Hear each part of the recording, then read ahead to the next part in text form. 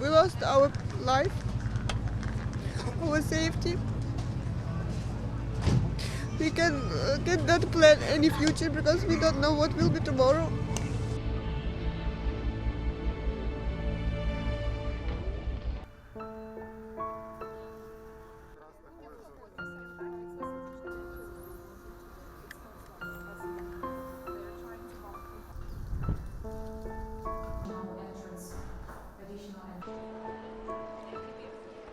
The emotional turmoil is hard to bear. They have been forced to flee a place they call home, while others have lost their lives. All my life. I left all my life there. And I really, really hope to come back there. I want to come back home one day.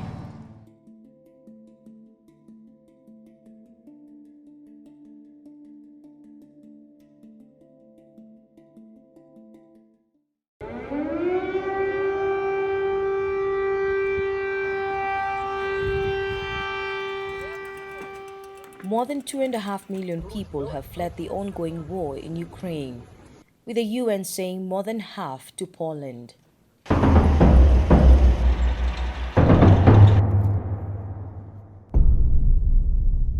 But the man behind the war, Russian President Vladimir Putin, has shown little sign of pushing back. И то, что мы воюем именно с неонацистами, показывает сам ход боевых действий. Националистические и неонацистские формирования, а среди них есть и иностранные наемники, в том числе из Ближнего Востока, прикрываются мирными гражданами как живым щитом. For Putin, driving the invasion is a way to fight forces he considers as enemies within Ukraine. But that is not how the rest of the world sees it, neither how Ukraine's President Zelensky perceives the war that has left many cities in his country ravaged by shelling. Це вітчизняна війна. Війна з дуже впертим ворогом, який не звертає уваги на тисячі своїх, навіть своїх убитих людей, убитих солдатів, який збирає по всій Росії зараз резервістів та строковиків, щоб кинути їх у пекло цієї війни, який придумав завозити найманців проти наших людей, головорізів з Сирії, з країни, яку руйнували так само, як зараз окупанти знищують нас. Наш Маріуполь, наш Харків, Охтирку, Чернігів, Волноваху, Ізюм тощо.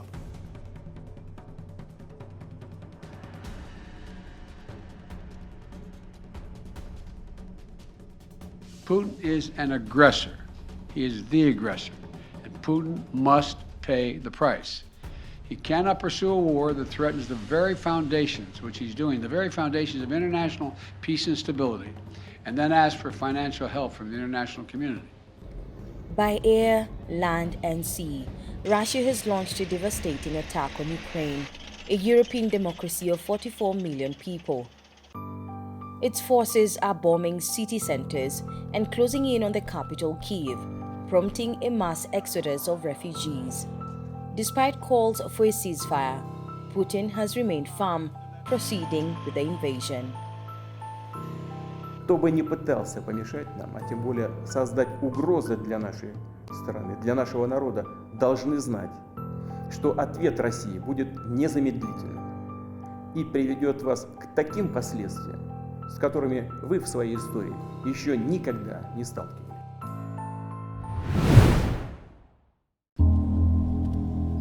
Russian President Vladimir Putin announced a military operation in Ukraine last month on the 24th, with explosions heard soon after in the capital and other parts of the country, prompting outrage from world leaders. The question that has lingered in the minds of many across the globe is why Putin went ahead to invade Ukraine and what his endgame is. Professor Eksen Iraqi, an economic analyst, helps shed some light. Russia had been massing troops around the borders of Ukraine. And in Belarus, which is to the north of Ukraine, Russia was having some war games. And it seems from the invasion, they were actually preparing to invade Ukraine. In 2014, Russia annexed part of Ukraine, which is Crimea. The eastern part of Ukraine has been occupied by separatists who want to join Russia, and they speak Russian. So the attack is not something that happened suddenly. It has been prepared for, psychologically and even militarily. Weeks of intense diplomacy to avert war and the imposition of Western sanctions on Russia was seen to have failed to deter Putin, who had reportedly massed between 150,000 and 200,000 troops along the borders of Ukraine. In justifying invading the country, Putin, in a surprise television announcement, claimed a genocide in Ukraine's east. The Kremlin reportedly had also earlier before the Russian invasion began said rebel leaders in eastern Ukraine had asked Moscow for military help against Kiev.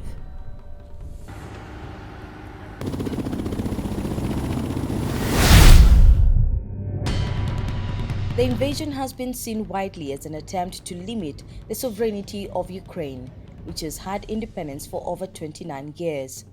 But where did the relationship between Russia and Ukraine begin? Up to around 1917, Russia was an empire with queens and kings called Tsars and Tsarinas. When Russia empire collapsed, we got another new empire in quotes, the Union of Soviet Socialist Republics, with Russia as the biggest republic.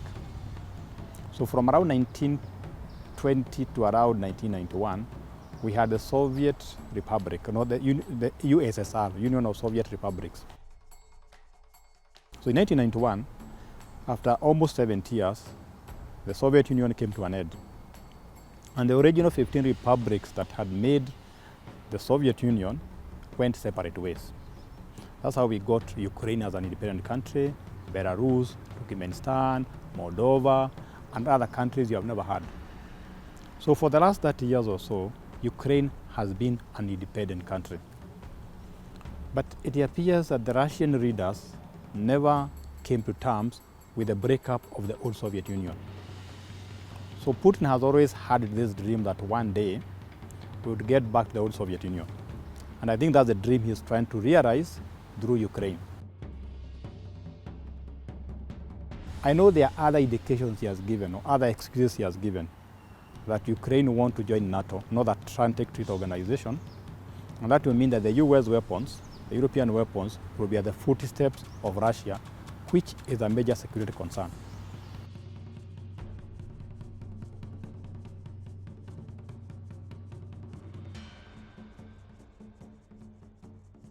Last year, President Putin wrote a long piece describing Russians and Ukrainians as one nation. And he has described the collapse of the Soviet Union in December 1991 as a disintegration of historical Russia. He was seen to pressure Ukraine not to sign an association treaty with the European Union in 2013 that sparked the protests that ousted its pro-Kremlin president. Russia has remained opposed to Ukraine joining the North Atlantic Treaty Organization, commonly known as NATO.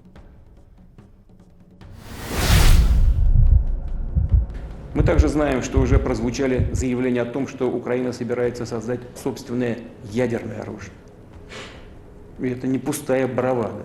Украина действительно располагает еще советскими ядерными технологиями и средствами доставки такого оружия.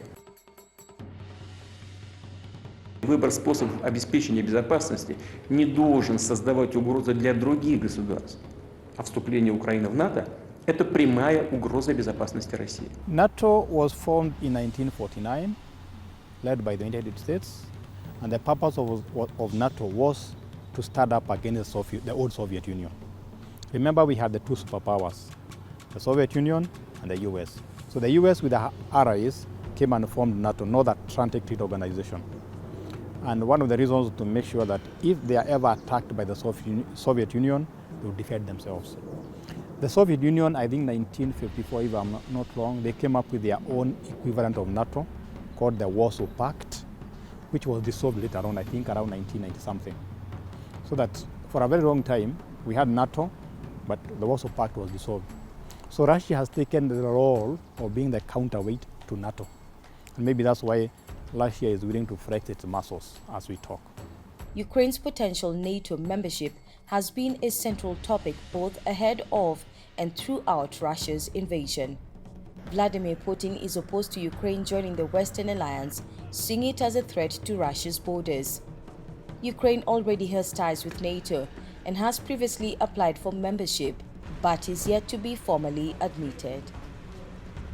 The Russian leader, or Vladimir Putin, can always argue that we are defending our king, we are defending our brothers on the eastern part of Ukraine. But if you look at the way the war is advancing, the target is not just the eastern part. They want to go all the way to Kyiv. So they are not interested in just protecting their brothers, but probably taking over the whole of Ukraine. And the endgame, have repeatedly said, is to make sure that the Ukrainian government that they are going to impose will be friendly to Russians. Professor Iraqi adds that it appears there is more than meets the eye in Russia's invasion of Ukraine. The first casualty is always the truth. So it's very hard to tell the truth from either side. But I know from around 1997, a lot of former Soviet republics like Latvia and Lithuania and so on joined NATO. And Russia has never been happy with that, because that is towards the border. So in case of war, or in case, even if there's no war, Russia feels that these weapons from NATO are too close.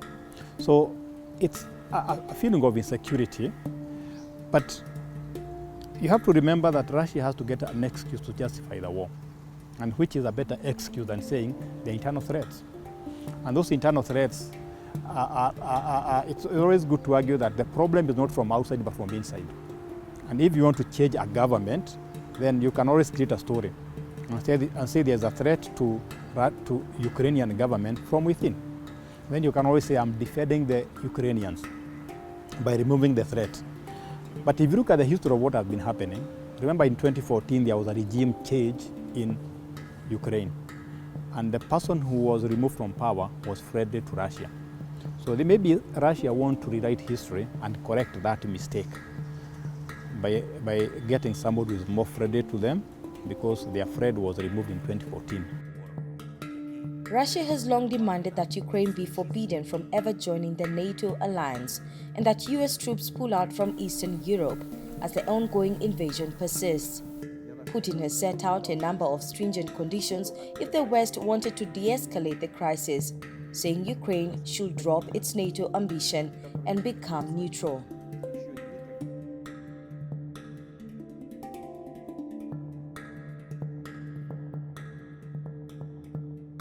For about 70 years, we had two superpowers, the Soviet Union and the US and her allies, the Soviet Union and its allies. So when the Soviet Union collapsed in 1991, there's always that hangover that we should have remained a superpower. So when you come and expand NATO towards Russia, they see as a threat. You are demeaning us. You are looking down upon us. So Russia is saying, we are also a superpower. That's why you can hear comments like, Ukraine is a puppet of the West. They are being tossed around by the West, but Russia is saying, no, you cannot be a puppet of the West. We can also control you just as we are being controlled by the West. So I fear that Ukraine is being put between two competing powers, the West and the East, and unfortunately the ordinary citizens of Ukraine who are suffering because of that, not the president or the leaders of these powers. Putin has also made claims that there are Nazis in Ukraine. In my opinion, that was a very provocative statement. Nazi was led by Hitler. And remember the damage they did to the world, World War II and World War I. So to equate members or to equate Ukrainians as Nazi is just meant to provoke people emotionally. I don't think Ukrainians have any Nazis within them. It's just trying to give them a bad name so that you get sympathy. And you give a very good reason for attacking Ukraine to remove the Nazis. NATO, like other states, has been reluctant to go into the war front lines to help Ukraine fight Russian forces. United States President Joe Biden days ago said this was to avoid provoking a World War III. We're going to continue to stand together with our allies in Europe and send unmistakable message. We'll defend every single inch of NATO territory with the full might of the united and galvanized NATO. We will not fight a war against Russia in Ukraine. Direct confrontation between NATO and Russia is World War III, something we must strive to prevent. So NATO has been sending weapons to Ukraine. That is one response. The second response has been economic, putting sanctions on Russia, like removing them from the SWIFT system, saying we are not going to be investing in oil anymore. We are not going to allow your planes to fly over the European or American airspace. So there has been a very coordinated economic response, but the military response has not been there. I think nobody wants to confront Russia directly. Remember, Russia is nuclear armed, and because of the way Russia reacted by invading Ukraine, nobody is very sure what will be the next of action. I think with time, by gaining independence, Ukraine has been building up its economy, its military, and so on. And I think Russia is seeing that as a threat. So by attacking Ukraine, they are trying to neutralize Ukraine and tell them, wait a minute, you cannot be like us. You must sing our tune. President Putin has been heard saying that Ukraine has always been part of Russia.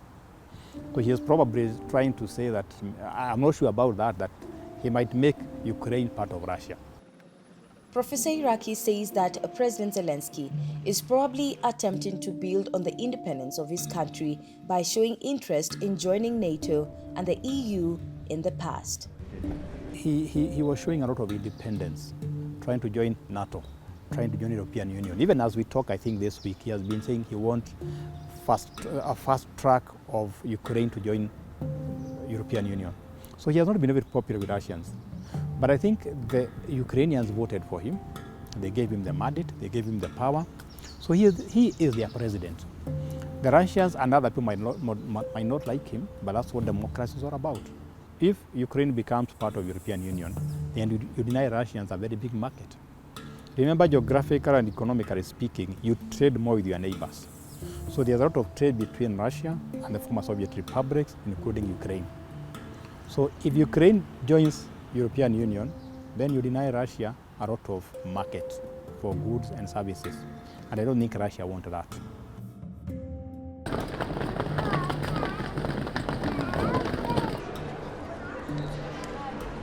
Organisation, wo du denkst, ja. Маму. Маму? Да, она не захотела ехать. Мы ее уговаривали как можно, просто разными способами, но она не захотела ехать. И осталась там. И это самое тяжелое.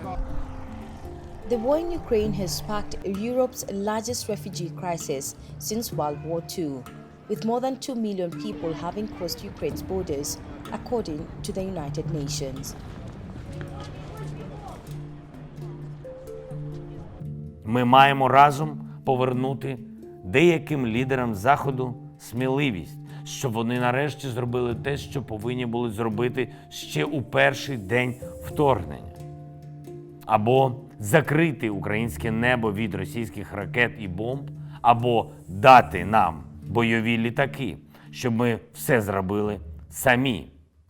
The West has hit back with sanctions on Russia that have reverberated around the global economy, but they have failed to dissuade President Vladimir Putin from pushing on with his assault. Санкционное давление было всегда. Да, конечно, сейчас оно имеет комплексный характер и создает для нас определенные вопросы, проблемы, трудности.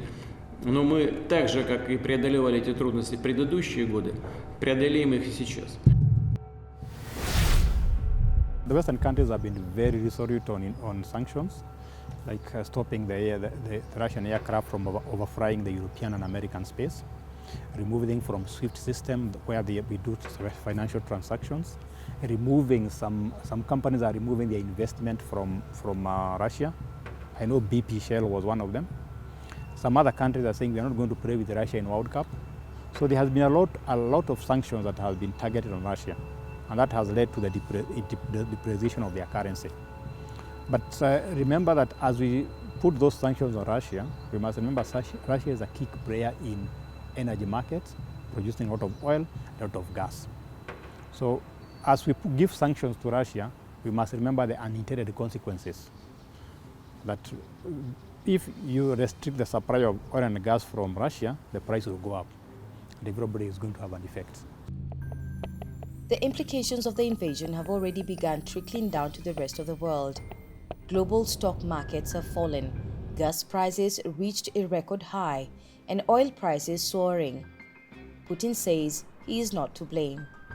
Europeans are fearing, why they are calling it dangerous, they are fearing that if Russia gets Ukraine, they may say, wait a minute, we want to get the other former republics. That's why the European Union is so rattled. And remember, anytime there is a war, the economy is disrupted, the gas supplies, the trading, the market, and so on. So people are seeing this as a very big, even if you are not fighting in European Union, there are spillovers from Ukraine, because Ukraine trades with the European Union.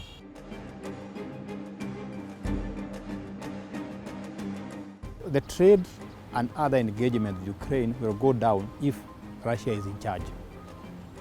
That's my argument. So the trade will go down and other engagements. And that is the fear. Because trading with Ukraine as an independent country is different from trading with Ukraine as Russian occupied. Наших дітей. Сьогодні, коли я йшов виступати перед британським парламентом, найстрашнішим числом було для мене 50. 50 вбитих українських дітей за 13 днів війни. А вже за годину стало 52 дитинки. Tens of thousands of people remain trapped in Ukraine as the war continues, without water or electricity, in brutal conditions, according to humanitarian agencies. 3 previous rounds of talks have made little progress.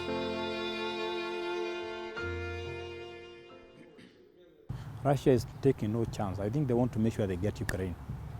Now the problem is, and this is what might stop Russia from going too far, is once you take Ukraine, it's going to be costly economically. You have to get young men and women to fight there. You have to pay for that war. But the biggest threat is internally, because some Russians are not happy about going to invade other countries. So Putin might have now to shift away from Ukraine and start unifying his country, making sure there is no instability, there are no chaos in his country. If you look at something like the currency depreciating, it means that there will be inflation in Russia. And the ordinary citizens are going to start feeling the effect of war. So he might say, wait a minute, instead of my adventures abroad in Ukraine, let me take care of my home, which is Russia. And I think that might be the easiest way to end the war, by ordinary Russians suffering at home and their presidents shifting back to take care of their interests instead of adventurism abroad. Приняты, и нисколько не сомневаюсь, что мы достигнем тех целей, которые перед собой стоят. В данном случае в экономике, имея в виду и повышение, как я уже сказал, уровня экономического суверенитета. Спасибо большое. Russia insists Kyiv lays down its arms and demilitarizes, and that is likely not to happen. And also, beyond the war, any eventual deal will also have to cover the status of eastern Ukraine as well as arms control with the West. Нагодує. Міжнародна спільнота має діяти ще більш рішуче. Коли хтось втрачає розум, треба втратити страх і забути про комерцію. Ukraine will never be a victory for Putin. Putin may be able to take a city, but he'll never be able to hold the country. And if we do not respond to Putin's assault on global peace and stability today, the cost of freedom and to the American people will be even greater tomorrow.